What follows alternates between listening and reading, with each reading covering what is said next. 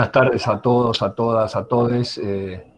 Gran gusto, no de llegar al final, sino que gran gusto de haber trasladado estas 6 actividades de diseñar el futuro, hoy con otra interesante propuesta. Bueno, espero haber podido, desde el área de extensión de la sede Alto Valle y Valle Medio de la Universidad, haber colmado las expectativas de todos ustedes.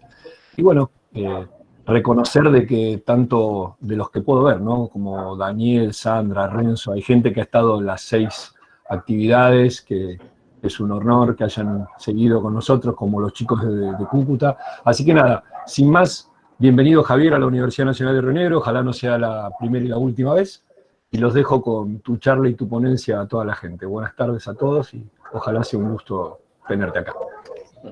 Antes que nada, por ahí haga la intro, agradezco yo a la universidad, a Marcelo y a Adrián, obviamente, que no solo es un buen profesional, un gran amigo, sino que es una buena persona también, y eso hay que destacarlo. Bueno, me voy a emocionar entonces, porque estamos con el último momento.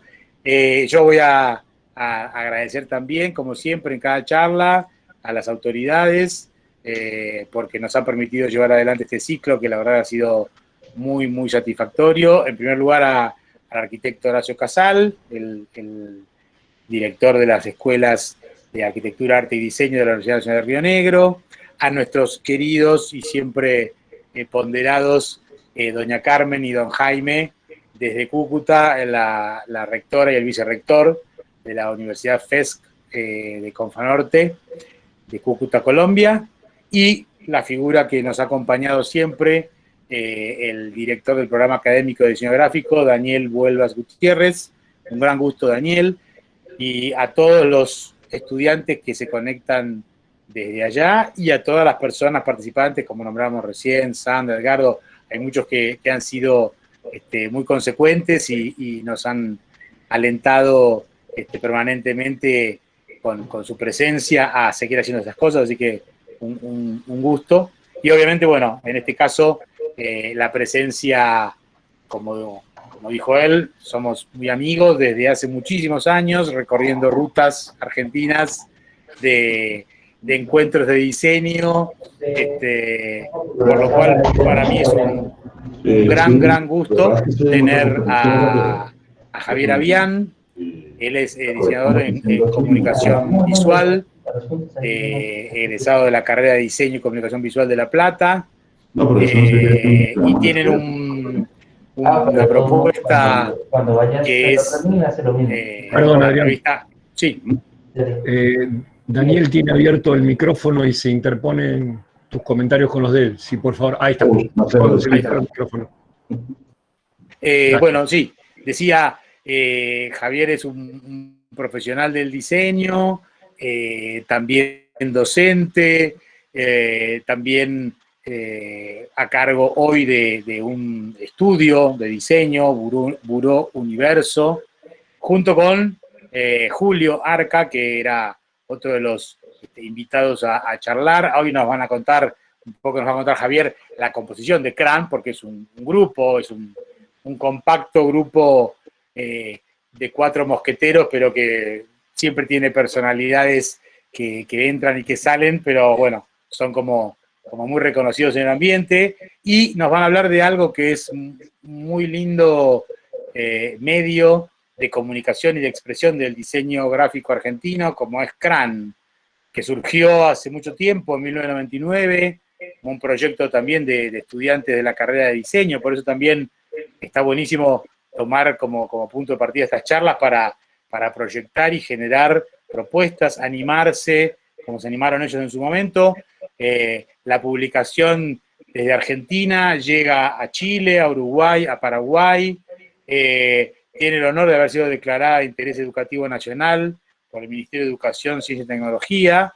También declarada de interés en La Plata, la ciudad de origen. Por lo tanto, nada, simplemente un gran gusto, un honor, como dije. Y bueno, nuestra última charla, Javier Avián. Querido Meque, adelante, la pantalla y el micrófono tuyos. Bueno, antes que nada, gracias. Por un lado estoy con el síndrome del impostor a full porque tengo los que vinieron antes, desde Hugo Santerciero, el Norby, Laura Barsky, Martín Gorricho, Cristian Turdera, son todos profesionales que admiro y el laburo que llevan adelante me parece fantástico. Y venir después de ellos es como tener la vara un poco alta, pero bueno, vamos a hacer lo que podamos.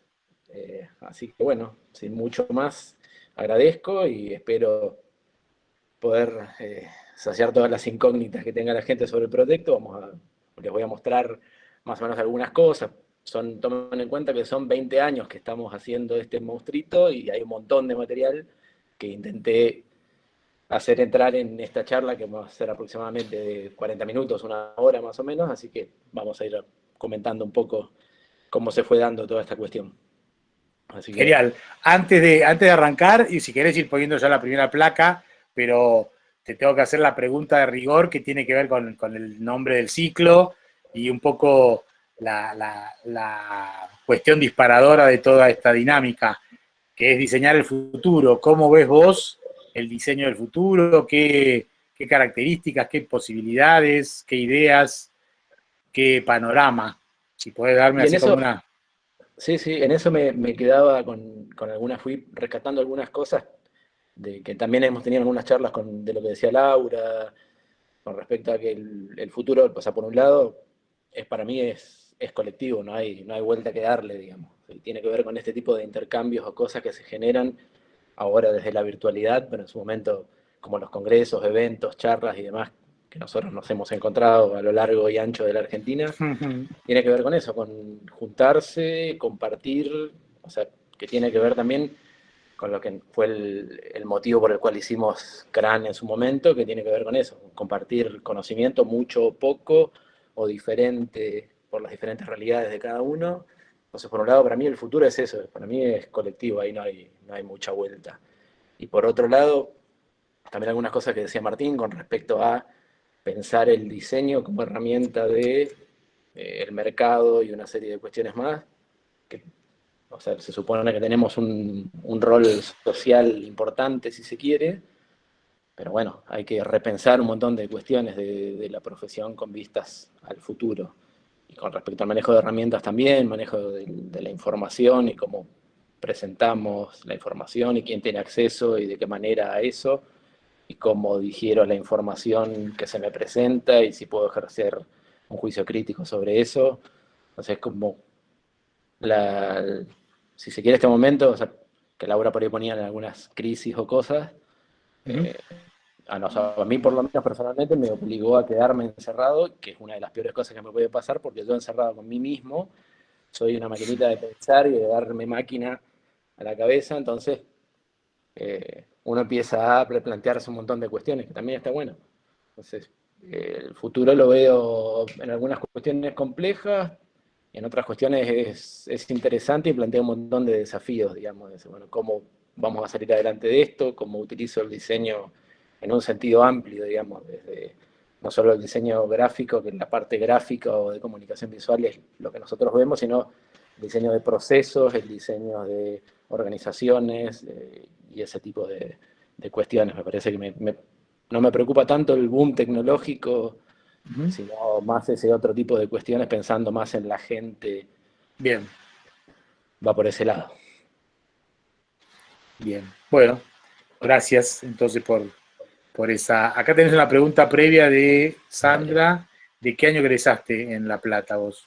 En La Plata egresé, qué preguntón. Creo que en el 2000 o por ahí. Porque tal vez hayan compartido espacios, no sé, si vendrá por ese lado la pregunta. Pero bueno, después... 2099, 2000, por ahí. Ok. Bueno, nada, no te interrumpimos más, te damos el adelante y te escuchamos atentamente. Después la idea es que quienes quieran ir haciendo preguntas ya saben que el chat está disponible para ir escribiendo y más o menos 18:50, así, vamos cortando la parte de presentación para pasar algunas preguntas. ¿Dale? Perfecto. Si en algún momento me querés interrumpir, Adrián, con alguna pregunta. Dale, por ahí sí, si viene, yo te digo, dale. Muchísimas gracias. Bueno, como les decía recién, el CRAN surgió como un proyecto colectivo, eso que ven ahí es como un popurrí de gente que formó y forma parte del proyecto.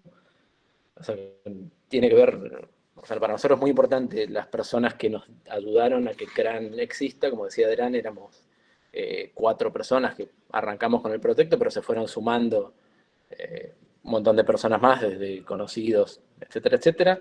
Tomen en cuenta, ese era el año, sí, 98, 99, nosotros empezamos con esto.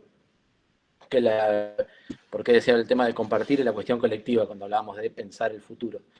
Lo que a nosotros nos pasaba como situación personal es que un par eran de La Plata, un par éramos estudiantes del interior. Entonces el presupuesto que nosotros teníamos destinado a, vamos a suponer, comprar publicaciones de diseño, tener acceso, lo que dice ahí, o sea, este cuadrito está sintetizado, digamos, no teníamos internet, el desarrollo era incipiente, o sea, recién estaba arrancando internet, había algunos dotados que tenían algún modem telefónico por ahí, que eran, hoy en día lo ves y es una cosa vetusta, que decís como estos tipos podían usar esto para laburar o para hacer cosas. Entonces nosotros no teníamos internet, éramos estudiantes universitarios, no había presupuesto, porque el presupuesto alcanzaba para pagar el alquiler, comer hasta ahí y nada más. Entonces, el acceso a publicaciones de diseño, ya sea libros, revistas y una serie de cuestiones más, era complicado. Entonces, nosotros veíamos que esa falencia que nosotros teníamos en nuestra formación, digamos, en el acceso a información, era común, digamos, a la mayoría de los estudiantes, digamos. Entonces, decimos, bueno, ¿qué podemos hacer nosotros en frente a esta situación? Entonces, la idea era generar contenidos de diseño que tuvieran cierta calidad, generar una publicación de la misma manera, digamos, porque el análisis que nosotros hacíamos éramos nosotros mismos, digamos, nuestros consumidores, si se quiere. Entonces, la calidad de diseño tenía que ser de media para arriba, porque el análisis que nosotros habíamos hecho previo, había algunas publicaciones de diseño que la calidad no era buena, entonces la mirabas un cacho, la dejabas y listo, no la volvías a rever Y sí teníamos allá arriba a Tipográfica de Rubén Fontana y todo el equipo de gente que la llevó adelante, que era tope de gama, digamos, era algo. Claro. Pero, por otro lado, no queríamos ser tipográfica en cuanto al diseño, porque teníamos esta juventud, estábamos en la facultad, habíamos hecho diseño editorial y teníamos ganas de poder volcar en este proyecto todo un montón de cuestiones expresivas o de experimentación y cosas que por ahí la facultad o el ámbito de la educación formal nos quedaba corto. Hacíamos cosas aparte, pero este proyecto nos parecía que era ideal para poder volcar todo eso. Entonces, los objetivos: acceso a la información, difusión de contenidos de diseño.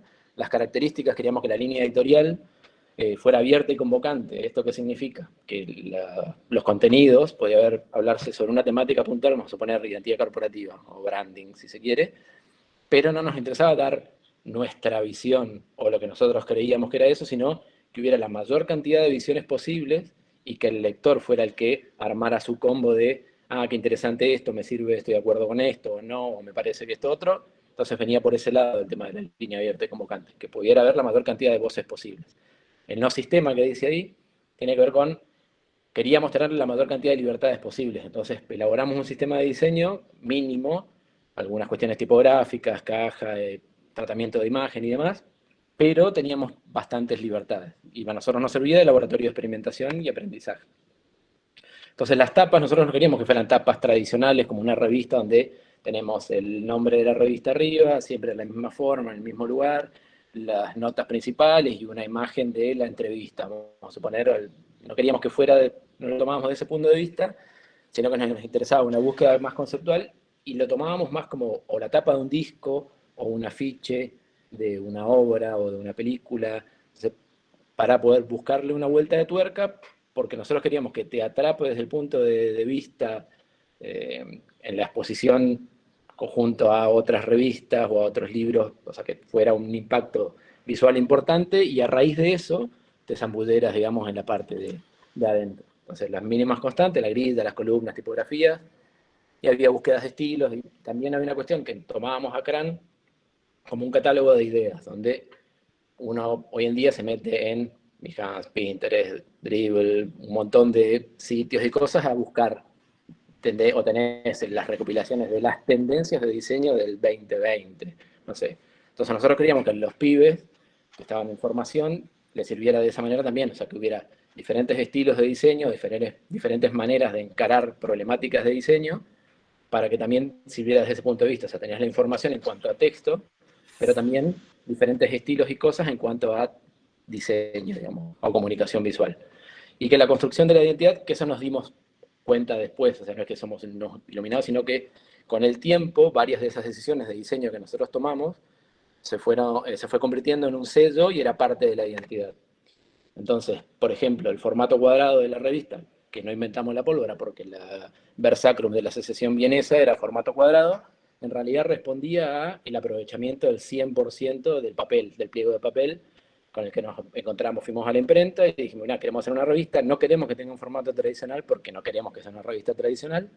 Entonces, el formato cuadrado era el que mejor nos parecía que teníamos, por un lado, rendimiento de aprovechamiento de papel, y por otro lado, el cuadrado nos gustaba, y al desplegarse en la doble página, ese rectángulo apaisado nos gustaba mucho para diseñar, digamos, para laburar ahí.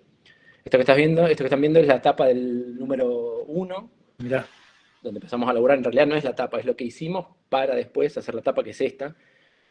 Y esto tiene que ver con algo que se fue dando en la revista en todo momento, digamos. El tema de la experimentación y la prueba, y que la revista nos sirviera a nosotros como laboratorio para poder laburar. Esta era la señal de ajuste, que nosotros la proyectamos en un viejo televisor que teníamos, le sacamos fotos, la laburamos en Photoshop, y entonces empezamos a probar y experimentar y ver, y termina siendo esto. ¿A qué voy con esto? O sea, el resultado final vos ves esto y no sabés qué hay detrás de todo eso. Pero a nosotros nos servía para ir incorporando herramientas todo el tiempo. Después para la práctica profesional o para lo que tuviéramos que hacer en el día a día, seguíamos incorporando herramientas más allá de la formación que teníamos en la facultad. Bien. Los detalles. Sí, algo para destacar como nota de color, que desde, por ejemplo, lo fuimos a ver a Fontana, todavía no existía, era el número 0, y nos abrió las puertas de su estudio y hablamos un montón, hicimos una nota, y fue un tipo siempre que estuvo súper abierto con nosotros y predispuesto. O sea, y ese tipo de cuestiones me parece que son para destacar, digamos. Pues son tipos que están consagrados, que tienen una visión del diseño y son una figura importante a nivel de educación también, y no tienen ningún tipo de problema en abrirse y compartir su conocimiento con pibes que éramos nosotros. Tranquilamente nos hubiera dicho, no, muchachos, muy lindo todo, pero sigan su camino. Esto que están viendo seguimos con las tapas de los primeros números, que en este caso era reflejar la vieja impresión tipográfica, hoy todo el mundo letterpress. Entonces lo que hicimos fue armar la rama tipográfica, reemplazamos el cuño, esto tenía un timbrado en el logo de la revista, en el CRAN, que después también aprendimos. O sea, como todo era textura, el timbrado no se apreciaba. Si hubiéramos hecho una tapa donde eso del fondo hubiera sido pleno, el timbrado se hubiera apreciado mucho más, etcétera, etcétera. Entonces, no tenemos también problema en reconocer nuestros errores, de eso se aprende también. Pero nos gustaba esta cuestión de utilizar esos recursos y las texturas y una serie de cuestiones más. Pero también porque tenía que ver con que adentro se explicaba la tecnología aplicada en tapa, siempre. Entonces, si eran tintas de determinadas, tintas especiales o esto o lo otro, se explicaba dentro de una nota de tecnología. Si era el timbrado, se explicaba cómo se hacía y vos. ¿Por qué? Porque a nosotros nos había pasado en la facultad que en tecnología, por ejemplo, teníamos un montón de material teórico, pero si vos no te metías en el taller de una imprenta, no llegabas a comprender cabalmente cómo era ese proceso. Entonces no quedaba inconclusa esa parte de la formación. Entonces lo que nosotros queríamos era que los pibes que agarraban la revista tuvieran el texto y pudieran ver cómo era eso que nosotros le estábamos contando. Esta es la rama. Esta es otra etapa que tenía que ver con un troquel, que era el troquel, que antes de que saliera la revista lo utilizábamos como material de promo. Ahí está Hugo Santerciero, que también siempre nos dio una mano. Esto es una de las primeras tapas. Lo que nos pasaba era que veníamos de mucha textura, y queríamos romper por un lado con eso, y también empezábamos a tomar en cuenta, y también por comentarios de las librerías y demás, que de a poco CRAN se iba consolidando como producto, si se quiere. Entonces nos imaginamos que CRAN tenía que ver con esas cuestiones, era una lata de laca, tenía que ver con tintas y una serie de cuestiones más vinculadas al impreso que siempre nos gustó y nos atrajo. Entonces veníamos de textura, y dije, bueno, vamos a romper un poco con eso, con este ritmo que veníamos tratando, pum, tapa minimalista, lata blanca, la consolidación del producto. ¿Por qué? Porque nosotros nos decían que era como el paso importante, digamos, pasar del número 3, 4 para adelante. Claro, claro. Porque la mayoría de las publicaciones que solían salir, independientes, salían 1, 2, 3 números y se les hacía complicado porque tenían que pagar las deudas de imprenta y una serie de cuestiones más. Pues nosotros no teníamos publicidad. Se solventaba con la venta y con el aguante que nos hacían de la imprenta. Esta es la lata hoy día. Que la encontramos en la casa de Julio. Pobre lata. Sí, que en un momento también nos preguntaban, algunos inocentes nos preguntaban cómo habíamos hecho el 3D y qué sé yo, y en realidad era una filmina impresa que la habíamos pegado arriba de la lata. Claro. Nuestras máquinas eran unos carromatos lentos. Me imagino. Y en aquel entonces más todavía, y nuestro conocimiento tecnológico no era muy elevado. Pero una pregunta, ¿y la decisión de no tener publicidad era una propuesta que había surgido del grupo, o se dio porque al principio no apareció y decidieron quedar así? ¿Cómo fue esa parte? Respondía a dos cosas. Por un lado, que nadie iba a publicitar en una revista que recién salía, digamos. O sea, era muy complicado. Y hemos ido a tocar puertas y demás. Y por otro lado, pues éramos bastante tercos y tosudos en algunas cuestiones que queríamos. No queríamos que las publicidades afectaran o invadieran a nuestros diseños, por decirlo de alguna manera. Entonces, en la medida de lo posible, si podíamos mantenernos de esa forma, en algunos de los números empezamos a incorporar publicidad y demás, pero la ubicación de las publicidades tenía que ver con o el ritmo de lectura o como veníamos planteando las cosas.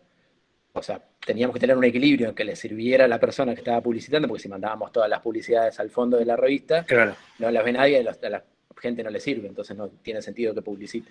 Pero venía por esos dos lados, digamos. Bien, gracias. Bueno, acá empezamos a irnos para el interior, los primeros números eran, siempre fue blanco y negro, hasta que en algún momento logramos incorporar color, y era la cuestión de lo que les decía al comienzo, teníamos toda esa carga expresiva dentro que las queríamos sacar, y entonces era por eso la cuestión de buscar columnas tipográficas y la cuestión del diseño no convencional, si bien queríamos que se pudiera leer y una serie de cuestiones más, pero queríamos empezar a jugar y a probar y qué pasa si las columnas de texto tienen forma y reconoces cuestiones formales más allá de cada carácter o cada palabra o cada cosa, y eso me puede ayudar como herramienta para reforzar o decir algo más, digamos, en la lectura general de ese rectángulo apaisado que teníamos.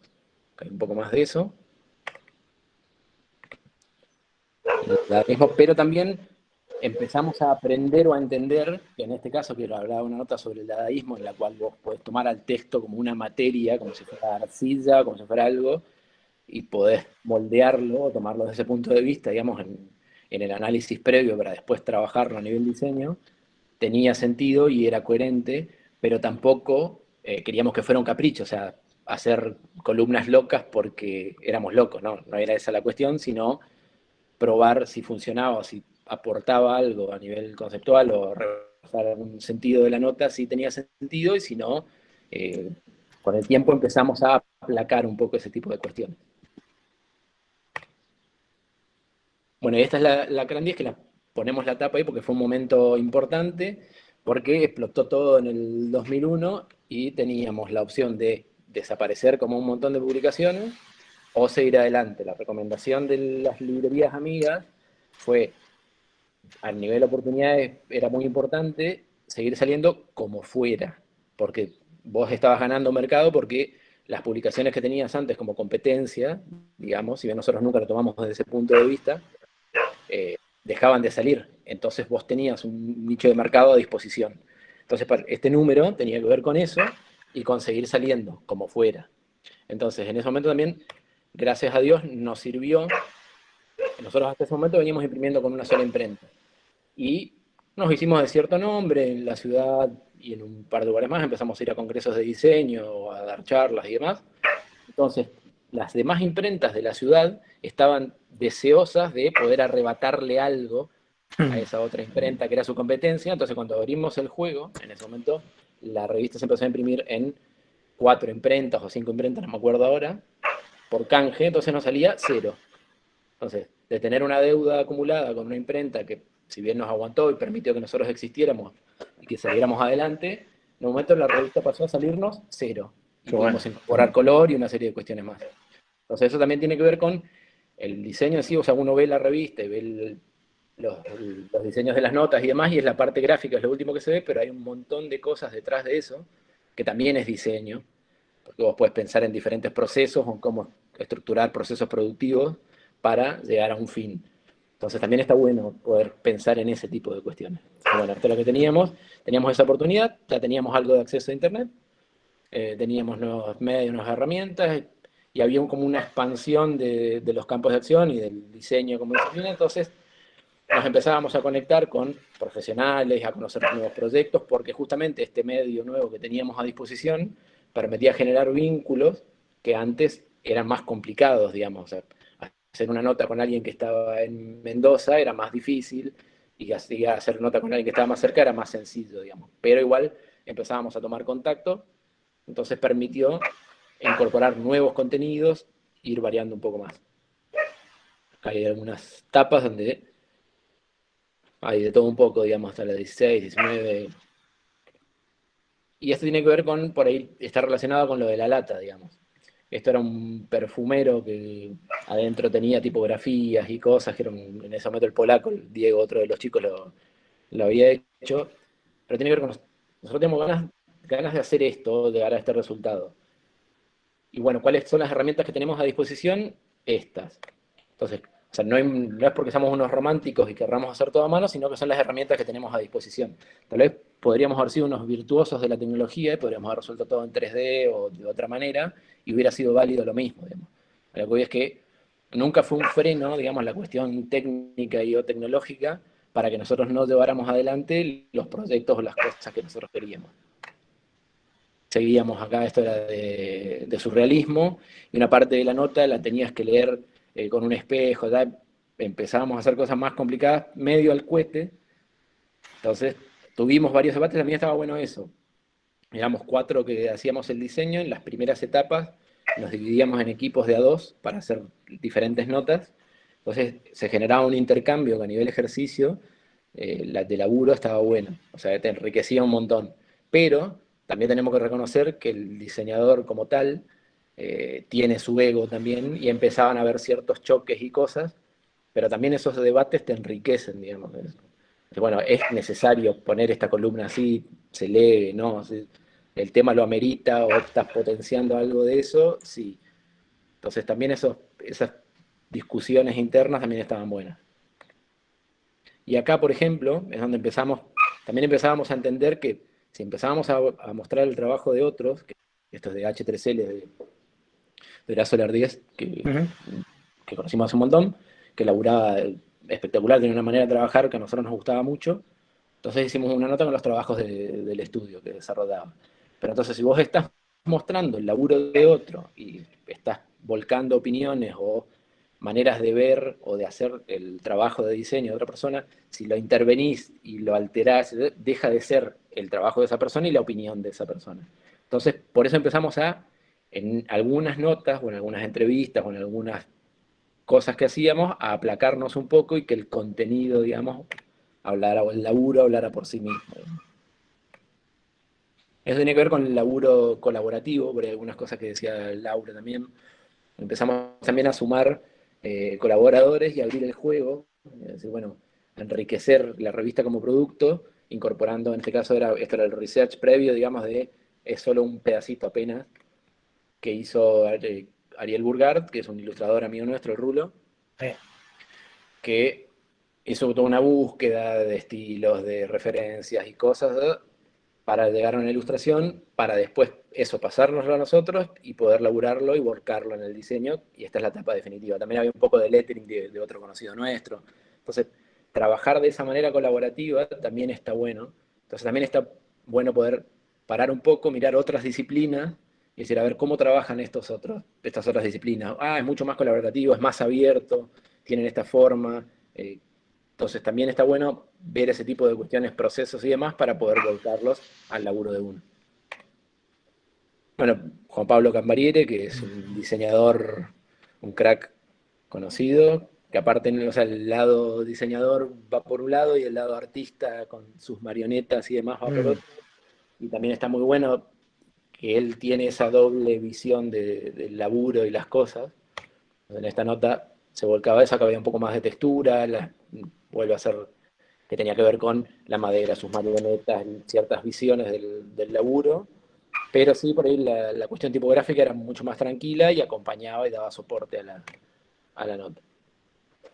Y esta es una revista que obviamente no se va a apreciar, es la parte central donde está el crán, era una impresión lenticular, que es la impresión de las reglitas que puede tener o profundidad o 3D, o puede tener movimiento, si la movés. Entonces la cuestión es, nosotros teníamos ese recurso, en su momento lo conseguimos por canje aparte, así que lo aprovechamos, pero lo interesante, lo importante de esto es como Gerardo, otro de los integrantes de la revista, pudo lograr, digamos, que el diseño acompañara y potenciara muchísimo, digamos, ese recurso que nosotros habíamos conseguido de casualidad en canje, digamos. ¿Por qué digo esto? Porque había otras publicaciones que han podido elaborar con la misma tecnología, con el mismo recurso de impresión, y por ejemplo, hacían una tapa que era toda la tapa en lenticular. Pero por ahí el recurso estaba como desperdiciado, digamos, porque era tanto Claro. que no llega a destacar, digamos. En este caso lo que hizo Gerardo, con esta composición y una serie de cuestiones más, y el significado que logró, digamos, el simbolismo con este laburo que hizo, la verdad que se aprovechaba, digamos. Y una vez más se explicaba adentro el recurso tecnológico, que esto también tiene que ver con revisitar o el conocimiento, digamos, de las cuestiones tecnológicas. Nosotros nos hemos metido en un montón de talleres de imprentas y demás, y hemos averiguado porque la parte nos gusta. Pero estas son cosas que son viejísimas. Entonces, es un recurso que es viejo, que lo podés traer y parece novedoso, y en realidad de novedoso no tiene nada, pero es decir, el conocimiento te permite poder jugar de esa manera. Esto tiene que ver con recursos gráficos, digamos, y seguimos hablando con que empezábamos a pensar, o sea, éramos un medio de comunicación, entonces empezábamos a pensar en base a la información, digamos, que es lo que estamos presentando, y pensando también en el lector. Entonces, esta es una nota que había hecho Fabián Carreras, que Fabián Carreras escribía algunos artículos para la revista, y también los diseñaba. O sea, teníamos esa relación, empezamos a soltar un poco el muñeco, y entonces Fabián diseñaba sus notas. Y esta era una nota de Postal Social, y la propuesta de Fabián era tapar algunas cosas, porque Postal Social era un proyecto que hablaba sobre algunos temas tabú, algunas cosas que no había que mostrar o no había que decir, o determinadas cuestiones. Entonces el planteo desde el punto del diseño de él era tapar algunas cosas. Esta es la nota que terminó saliendo, donde solamente está tapada el título, pero igual llegás a reconocer que dice piquete de ojos. Pero la propuesta inicial de Fabián era tapar, así como está esa X roja que no termina tapando, pero era tapar posta el texto. Entonces lo que nosotros le decimos es, Fabián, vos estás haciendo un artículo por un proyecto que está buenísimo y estás brindando la información, y si la tapás, entendemos el punto de vista conceptual y está bárbaro, pero no podemos hacer eso ahora.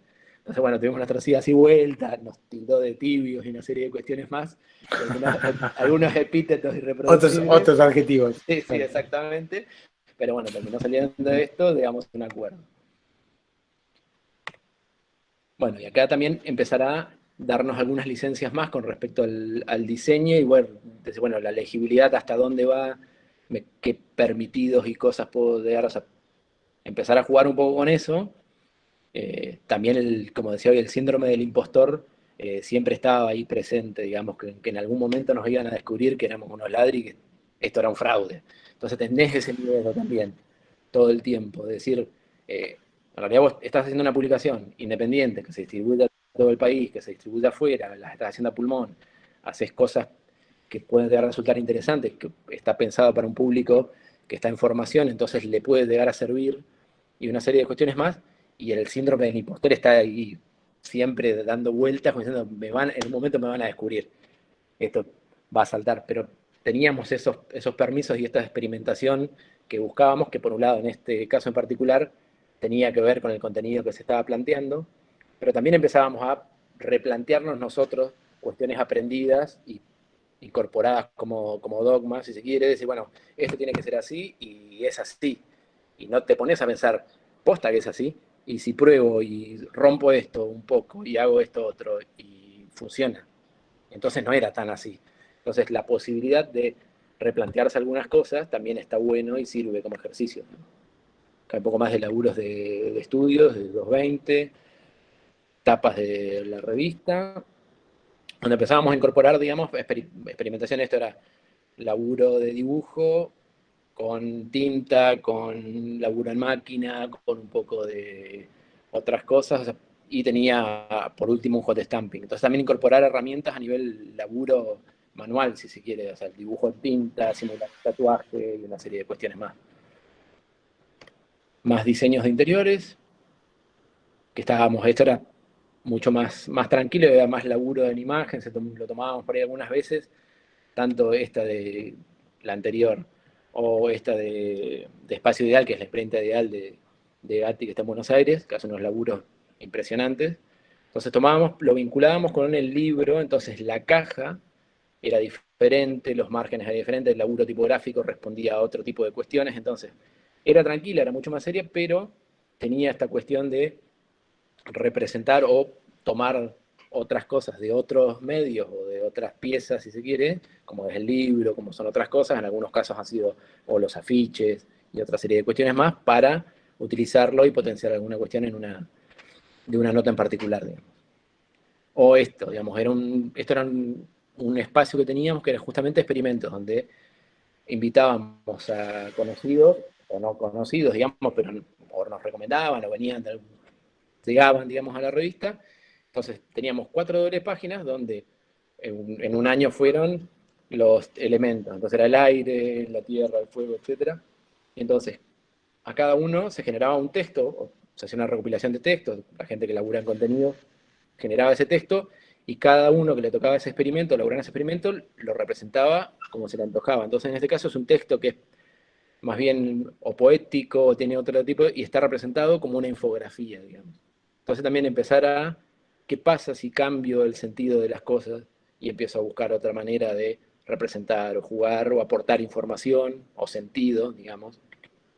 Esto es lo mismo. Y hay algunas pequeñas anécdotas o cosas dentro de estas cuestiones donde en esto, por ejemplo, es el nieto hizo los dibujos, la abuela generó la recopilación de los textos en guaraní y el padre, o sea, en el medio, generó el ensamble y el diseño de esto. Entonces, Qué lindo. entonces también empezar a generar ese tipo de intercambios o cosas o historias, también está bueno. Bueno, esta es una etapa que tiene,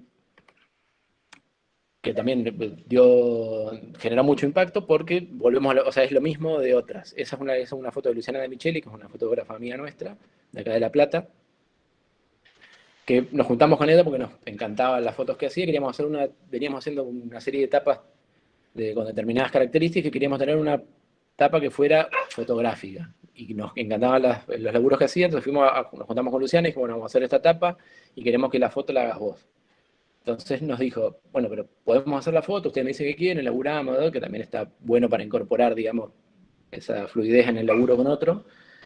Y nos dijo, pero fíjense si quieren entre las fotos que yo ya tengo hechas y nos ahorramos tiempo y etcétera, etcétera y demás.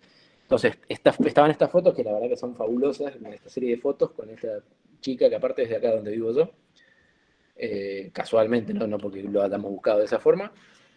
Y entonces la expresividad que tenía ese rostro nos encantaba. Pero lo que tiene esta tapa, que no hay notas, no hay nada, es que tiene aplicada una tinta fotoluminiscente en serigrafía que se carga con la luz, y cuando vos apagás la luz lo que se prende es eso que ustedes ven ahí, y el resultado definitivo era esto. La chica abría los ojos y aparecían esos personajes y ese mundo por detrás y se materializaban los contenidos de la revista.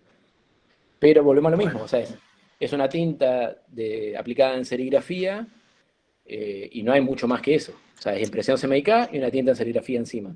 Entonces vuelvo a lo mismo, o sea, el conocimiento te da la posibilidad de poder generar ese juego, digamos.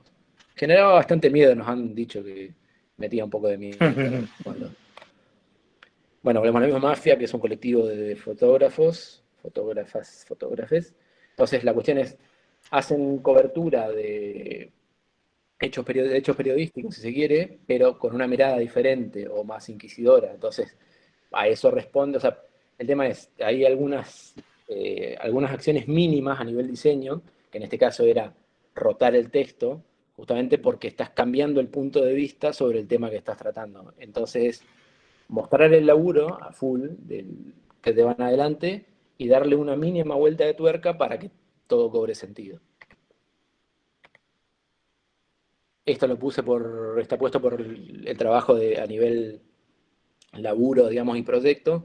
Este es Frank Honeck, que es un diseñador alemán, ilustrador, diseñador alemán, que hace estas cosas que están buenísimas, que el contacto y el laburo lo generó Fabián Carreras, que la cuestión fue, nosotros empezamos a tener un ida y vuelta con el flaco, que buenísimo, sí, me encanta, decimos la nota, las preguntas, las entrevistas y demás, y no lográbamos ponernos de acuerdo en la cuestión de cómo cristalizar o cómo llevar a cabo esta nota. Entonces en un momento nos dijo, mirá, yo les armo el diseño o el plantado de las ilustraciones y de mi laburo, y ustedes hacen la parte tipográfica. Entonces hubo como ese de vuelta, ese ensamble, y terminó siendo esto. Pero también como ejercicio está buenísimo eso de darle espacio al otro para que pueda volcar lo suyo y ser una especie de director técnico, si se quiere, y no mucho más que eso, y que la estrella es el otro, digamos. Muy bueno.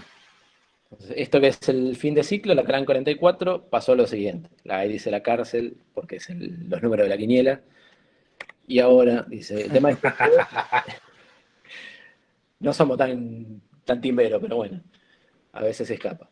El tema es, la revista venía saliendo en el número 44 y podíamos salir de la misma manera hasta la eternidad, porque lo teníamos tan aceitado y tan pulido que todo el esquema de laburo, de generación de contenidos, de la parte logística, de producción, imprenta, todo, salía de taquito. Pum, pum, pum. Pero a nivel personal había dejado de ser un desafío y había perdido justamente esa cuestión de que es como que te mojan la oreja y te dicen, a ver si te la bancás. Entonces, era como la hacíamos porque la hacíamos todo el tiempo, entonces la podíamos seguir haciendo. Entonces, no, pará. O sea, seguir con este proyecto así, o sea, no nos aporta absolutamente nada, ni a nivel personal, ni a nivel laburo, no es un desafío. O sea, o no sale más la revista, o le buscamos la vuelta para que esto vuelva a ser lo que nosotros queríamos que fuera, que era lo que eran sus comienzos, y que nos generara, digamos, esa adrenalina al hacerlo. Entonces, esta es la etapa de ese número, y tiene que ver, bueno, esto está en la editorial. ¿Esto cuándo fue? ¿En qué momento fue? ¿Esto en qué año fue este planteo? Qué buena pregunta. Estás apelando a mi chicatez que no veo en la tapa. ¿En qué etapa fue? Pero hace unos años. Sí, sí, no fue hace mucho, no fue hace mucho. Ponerle cara 4 años, una cosa así. Entonces, Okay. en ese momento, acá, esto fue cuando falleció Cerati, que no sé, no me acuerdo en este momento cuándo fue, porque esta es la editorial que hizo, siempre un amigo nuestro nos decía, ustedes cada 4 años se juntan, hacen algo y Cerati saca un disco. Siempre era esa. Entonces hacía la analogía, digamos, con la muerte de Cerati, tenía que ver también era como la muerte del proyecto, porque tenía que ver con eso. Entonces, en este momento fue decir, bueno, llegamos hasta acá, este número sale y a partir de ahora va a ser otra cosa. No sabíamos muy bien qué, y aparte teníamos esto que está planteado acá, que es el usuario, si se quiere, o el consumidor de la revista había cambiado completamente. O sea, nuestra realidad o nuestros objetivos o lo que sea, la validación de objetivos que empresas hacen con respecto a su identidad o al el laburo que llevan adelante o lo que sea, cada tanto vas validando objetivos y dices, bueno, se cumplieron estos objetivos, bueno, ¿cuáles son los nuevos? Y replanteas una serie de cuestiones. Nosotros, como no teníamos esa mecánica de laburo, nunca lo hicimos. Y en realidad nuestros objetivos estaban cumplidos y nosotros seguíamos haciendo las cosas por default, porque las seguíamos haciendo. Pero nuestros consumidores habían cambiado, o sea, la información la tenías en el celular porque tenés internet y tenés acceso a todo, absolutamente todo. Entonces, los usuarios son más activos, generan sus propios contenidos, hay comunidad, las tendencias, que te siguen, un montón de cuestiones que habían cambiado. Entonces, habían cambiado nuestra realidad y en cuanto a diseño, habían cambiado un montón de paradigmas y un montón de cuestiones. Entonces, ¿qué hacíamos con respecto a eso? Digo, o sea, pues no somos competencia para esto, digamos. Entonces, en esta nuestra nueva etapa de evaluación y replanteo, era qué mantenemos y qué descartamos. Tiramos el pescado arriba de la mesa y a ver qué hacemos. Entonces, era rompiendo el cuadrado a nivel producción, hacer algo diferente con lo mismo. O sea, ¿por qué? Porque no teníamos plata para invertir en esto, porque nunca tuvimos plata para esto, y la hacíamos por amor al arte, digamos, si se quiere. Entonces, teníamos la misma cantidad de papel, la misma cantidad de tintas, etcétera, etcétera, etcétera. Bueno, ¿cómo hacíamos algo diferente con lo mismo? Entonces, empezamos a pensar en la revista como objeto, como pieza, como producto, como cosa, o sea, las diferentes visiones que tenés, de donde, como las texturas, el papel, la experiencia del lector cuando se topa con esa pieza, y el concepto abarcando toda la pieza. O sea, empezamos a decir, bueno, a partir de ahora los números van a ser conceptuales, van a responder a determinado concepto. Va a una temática que va, en base a esa temática, va a tener determinada materialidad, formato, las tintas, los estilos, va a responder a este concepto. Entonces los contenidos también van a dar, digamos, va a ser todo un combo que tenga que ver con lo mismo. Entonces persiguen una idea, los límites tecnológicos, la producción, y entonces empezamos a ver esta cuestión de los múltiples formatos, cómo empezamos a jugar, búsquedas y demás, y terminó saliendo la 45, que todavía no queríamos, o sea, queríamos que nos siguieran reconociendo como la revista cuadrada, que había sido durante todo el tiempo que habíamos salido, pero a partir de ese cuadrado empezábamos a destruirlo. Pero también tenía que ver con, o sea, la tapa tiene que ver con eso, o sea, todas esas superposiciones, ese collage de hay un corazón ahí que parece un churrasco y la cara de las texturas de la piel de esa cara vieja que está en el fondo, que era el proyecto viejo, y está esa superposición de cosas más nuevas o diferentes, porque Cran siempre fue eso. Afuera era esa superposición de gente, de conocimientos, de cosas, de energías y una serie de cuestiones más. Entonces, esa tapa en realidad tenía un formato vertical. O sea, la tapa era el C cuadrado, pero por arriba y por abajo seguían y aparecían y asomaban cosas. Que esas cosas tenían que tener, digamos, o sea, no podían ser cosas arbitrarias, sino que tenían que tener continuidad con lo que estaba por delante. Entonces empezábamos a abrir y cada nota o cada tema o cada cosa que nos encontrábamos tenía que tener relación o continuidad de lectura con lo que había por arriba y por abajo. Entonces, eso a nivel diseño, para nosotros, a nivel producción y una serie de cuestiones más, a nivel imprenta, fue un desafío y estuvo buenísimo, porque fue de nuevo volver a encontrarnos con algo que nos hacía rompernos el bocho para ver cómo podía funcionar todo en conjunto y cómo podíamos llevarlo a cabo a nivel productivo, digamos. A nivel imprenta, decirle, bueno, vos imprimime esto así, este pliego así, pero cortámelo así y asá. Ir a la encuadernadora y decirle, mirá, tengo todo este montón de papelitos, me los tenés que ensamblar de esta manera. Nos odiaron todos, nos querían matar, pero quedó buenísimo, la verdad que estamos contentísimos con el resultado y a nivel personal estábamos satisfechos, digamos. O sea, había múltiples lecturas, esto que se superponía, una parte se sacaba y era un afiche, y entonces también esa cuestión de que algo tenga otra vida y no sea un desecho o pueda vivir independientemente más allá de ese medio que era Cran. Esta es la que le siguió, que si la otra había sido vertical, esta obviamente tenía que ser horizontal, y entonces empezaban a aparecer otras cosas. Y esto era la editorial de ese número, era como un manual de uso de la revista, que había armado Andrés Muglia, que siempre estuvo en la parte de contenidos y hoy está a cargo de la parte de contenidos de la web. Y entonces armó este manual de uso que te ayudaba a interpretar este momento de la revista. Entonces también era repensar desde la elaboración de contenidos también, digamos, qué estábamos generando, qué estábamos presentando. Porque también nuestros lectores habían cambiado. Entonces, si nosotros seguimos presentando el mismo tipo de información que puedes conseguir en cualquier lado, en papel, que el papel, o sea, a mí me encanta el papel y la tinta, y lo adoro, y tengo libros y un montón de papelitos dando vueltas, pero hoy en día tenés un celular y tenés la información a la mano, digamos. ¿Cómo hacíamos que la gente quisiera tener Cran? Entonces tenía que ser una pieza seductora, interesante, que te llamara la atención, podía ser molesta o no, a nivel diseño, que tuviera cierto juego, y que la información también empezara a tener otro tipo de elaboración. No sé, si estás hablando de un mismo tema que lo ves en todos lados, bueno, la elaboración o el encare o lo que vos querés que piense quien está leyendo eso, tiene que ser otro. Entonces tenés que digerirlo de manera diferente. Y esto es lo último que hicimos en impreso, digamos, que por eso es el muerto, que es extrema acción, que es un pasito más allá fuimos. O sea, creíamos que nos podíamos complicar la vida todo lo posible, no, podíamos complicarnos más la vida.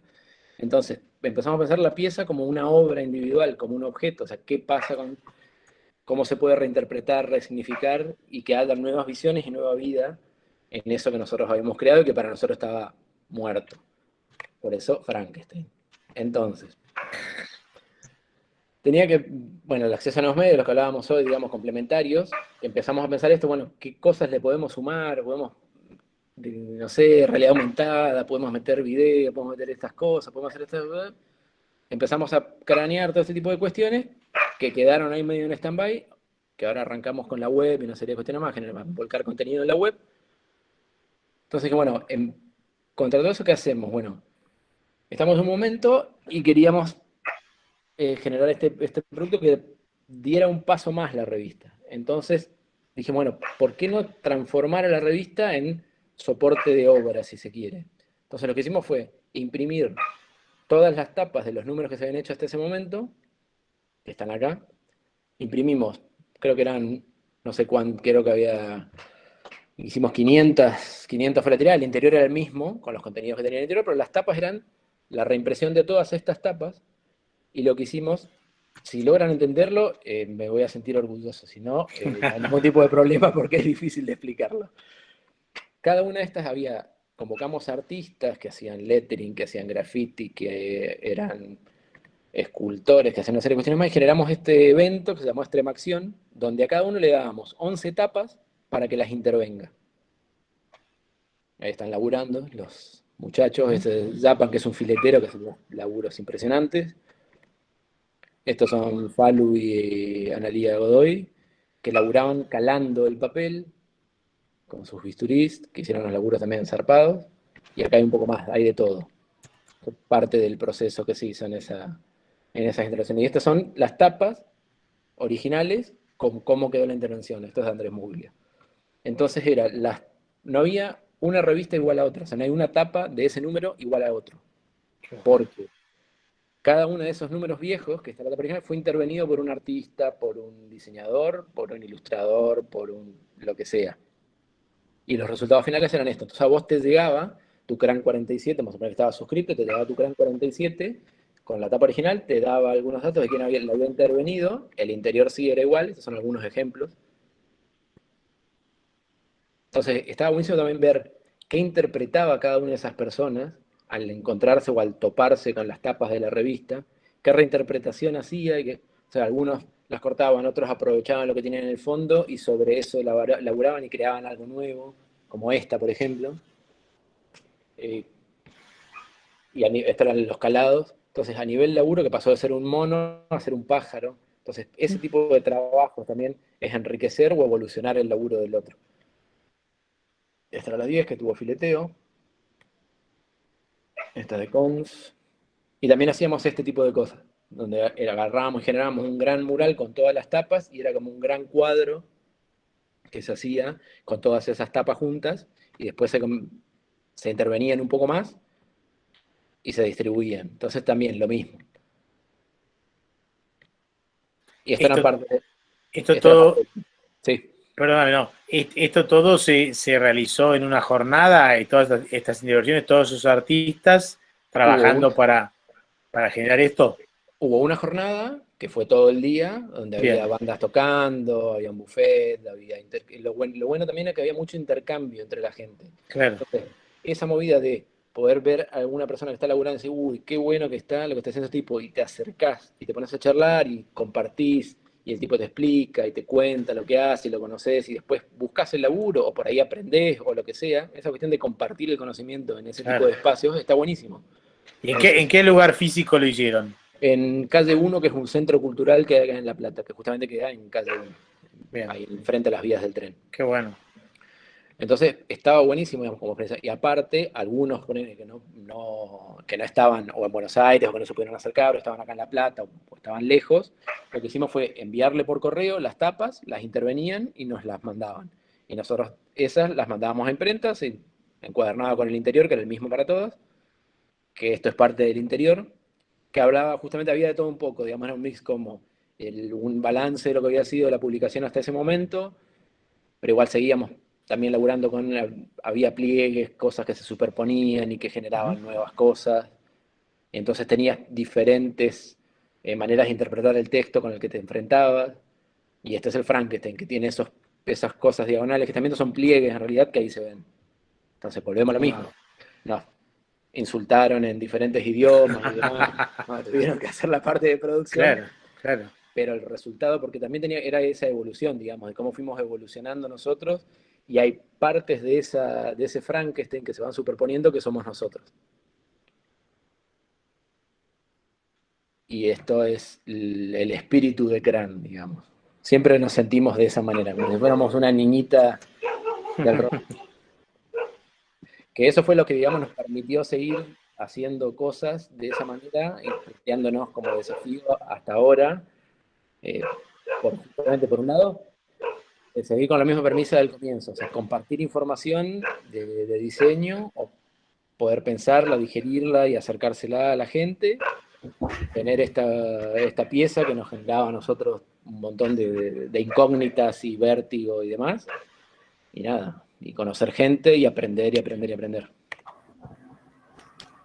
Qué bueno. Qué bueno, bueno. Te va un aplauso virtual, creo que de todos los presentes y de todas las presentes.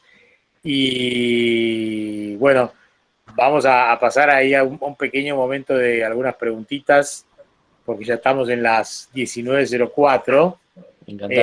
Pero bueno, nada, mil gracias, Javier.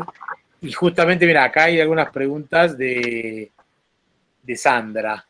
Una pregunta que surgía, que también, la tirada, ¿qué cantidad de ejemplares por cada edición? Fue variando. Arrancamos con 2000, que fue el número que más o menos mantuvimos en toda la tirada. Este último, ponele, fue de 500. Hubo así tiradas faraónicas que no me acuerdo por qué motivos particulares, para hacer 5000. Wow.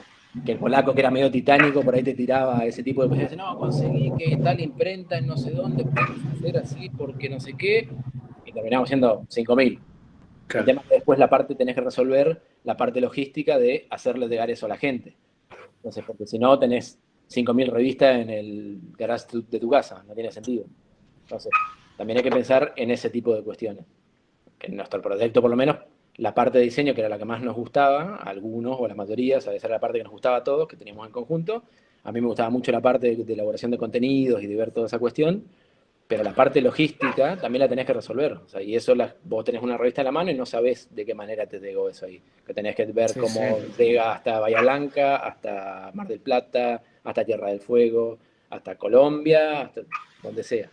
Sí, igual esa parte es muy anecdótica, que mucha gente no la sabe, pero ustedes eran 4, pero digo, a todos los que hemos hecho publicaciones nos pasa eso.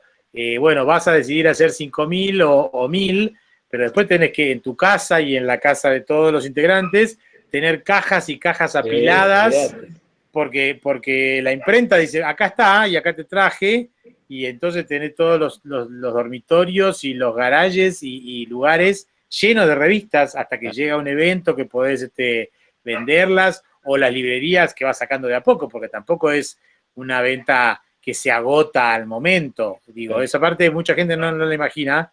Y una pregunta, estamos unos minutos más, te pedimos, Marcelo. ¿Cómo es la actualidad? Ahí está preguntando un poco algo Sandra también, pero ¿han mutado a una parte virtual? Hablabas de la web. En este momento, CRAN, ¿hoy cómo funciona? ¿Es papel? Hoy, CRAN ha mutado, tenemos ideas de cosas en papel, pero quisimos sacarle al papel lo que nos generaba mayor ansiedad y casi ataques de pánico, y tirárselo a la web, porque vos no tenés, o sea, la web que estamos haciendo ahora, que hace un tiempo la subimos y estamos volcando contenidos nuevos ahí, que se está encargando Andrés Muglia de toda la parte de hacer como una especie de curaduría de los contenidos. Hoy en día es web y son notas, están ahí. Tenemos material, hemos hecho entrevistas en video y tenemos un montón de material y cosas que están ahí que en algún momento pueden llegar a salir o no. Por ahora es eso. Y el papel, ahí está en una nebulosa, por un lado por cuestiones económicas, costos, claro. Costos, exactamente, pero por otro lado porque lo que te da Internet como medio es que te saca, o sea, nosotros sacábamos una revista cada 2 meses, y te saca la temporalidad de encima. Entonces vos decís, bueno, meto estos contenidos, tengo que tienen que estar para allá porque tiene que salir la revista tal fecha y así, así, así. Y si no salió ahí, por ahí te quedó atemporal y quedó un contenido que perdiste. Entonces lo que tiene Internet es que podés sacar un contenido ahora, o sea, nosotros sacamos todas las semanas contenidos nuevos, pero podríamos sacar uno cada 5 meses, cada 2 meses, cada 2 días, cada 2 horas. Esa temporalidad, digamos, no implica que vas a tener que ir a una imprenta, imprimir, gastar en papel, hacer logística, mandarlo a algún lado, etcétera, etcétera. Entonces, y es mucho más directo, digamos, y es más abierto, digamos. Entonces, nos decidimos a dar ese pasito y generar a la web que tenga contenido mucho más constante. Bueno, igualmente ahí con eso ya está respondiendo a Karina, que preguntaba algo del papel y su característica especial. Y ahí la última pregunta que vemos es la de Renzo, que plantea el tema de los contenidos. ¿Cómo se determina? ¿Quién lo elige? ¿O cómo van? Porque en un momento hablaste como que era una temática y que todas Sí, las otras iban por eso ese fue la lado. última, eso fue Una la última etapa. parte. Ajá. Para ser justos, digamos, nosotros éramos 4 directores, si se quiere, pero CRAN siempre fue una familia infernal, Claro. grande de gente que generaba contenidos, que había gente que hacía fotos, gente de todo un poco, digamos. Entonces no es que éramos solos nosotros, éramos los 4 mosqueteros, sino que había un montón de gente laburando para llevar la revista adelante. Con respecto a los contenidos, había una estructura planteada que fue mutando, digamos, al inicio era ver cuáles eran los vacíos que nosotros encontrábamos en la formación, digamos, en la facultad. Entonces teníamos formación histórica, biografías, cuestiones tecnológicas, cuestiones de tendencias, estudios que podían contar procesos de laburo.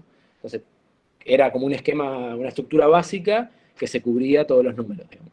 Entonces ya tenías esa estructura armada, después con el tiempo fue mutando eso y, digamos, fue variando, digamos. Entonces podías tener, sacabas la biografía y metías otro contenido, digamos.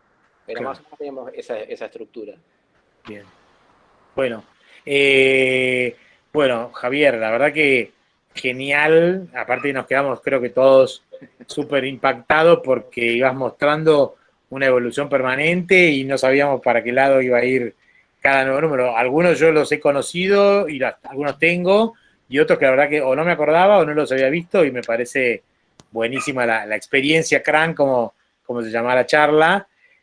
Así que nada, un agradecimiento especial. ¿Alguna cosa? La web es CRAN. ¿Cómo es? CRAN.com.ar.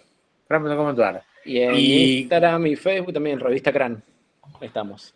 Bien, y en Instagram y en Facebook también están las redes. Bueno, nada, simplemente la verdad que un placer y un gusto. Gracias por compartir todos estos detalles porque han sido riquísimos. Ahí ya vemos que todo el mundo está agradeciendo. Marcelo, si quieres hacer un cierre formal, oficial de la charla, pero nada, la verdad que de nuevo yo vuelvo a aplaudirte y gracias a ustedes. Y de corazón agradecerte por todo. Nada, simplemente agradecer al disertante, Javier, este día te tocó a vos, y a todos los participantes que han sostenido este ciclo de charlas. Felicitarte, Adriana, a vos por la convocatoria, que fueron uno mejor que otro los disertantes. Yo he aprendido mucho, que no tengo nada que ver con el diseño, y he robado algunas ideas para mis charlas. Y es verdad que he robado ideas para mis charlas, no con tan grande diseño, pero seguro que algo he robado. Y nada, invitarlos a que cada vez que la Universidad Nacional de Río Negro proponga alguna actividad, encontrarlos a todos ustedes. Muchas gracias. Bueno, buenísimo. Gracias a todos. Un gran saludo. Ahí vemos la gente también despidiéndose. De nuevo, Javier, un placer. Saludos a toda la gente de la revista. Y bueno, a todo el mundo. Nos seguiremos viendo en alguna otra oportunidad, ciclo o lo que surja. Gracias, Marcelo, por el espacio, por la onda, por coordinar todo esto con tanta gente. Y bueno, a todo el mundo que ojalá hayan disfrutado y que todos pensemos en diseñar un futuro mejor para todos, va a ser un poco el compromiso. Así que muchísimas gracias y nos estamos viendo. Gracias. Gracias, Javier. Gran abrazo.